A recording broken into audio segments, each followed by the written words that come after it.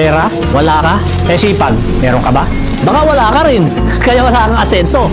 Gusto mong yumaman pero lagi kang reklamo. Paano ka ba magkakapera kung tamad ka namang kumilos? Ang tagumpay, hindi yan lumalapit sa mga nakahilata. Kung gusto mong umasenso, galaw-galaw din pag may time. Hindi sapat ang panalangin lang. Samahan mo ng gawa. Dahil walang yumayaman sa puro pangarap lang. Lagi mong sinasabi, wala kang pera at ang hirap ng buhay. Pero kung titignan mo, ano ba ginagawa mo araw-araw?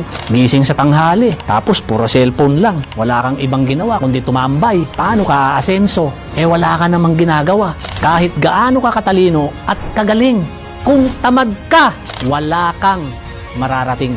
Magtrabaho ka, magsumikap ka, magtiis ka.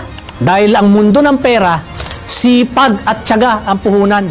Kung gusto mong umasenso, simulan mo yan sa mindset mo. Huwag kang umasa sa ayuda o tulong ng ibang tao. Maghanap ka ng extra income. Mag-aral ka at matutong dumiskarte. Tandaan mo na walang imposible sa taong porsigido at masipag.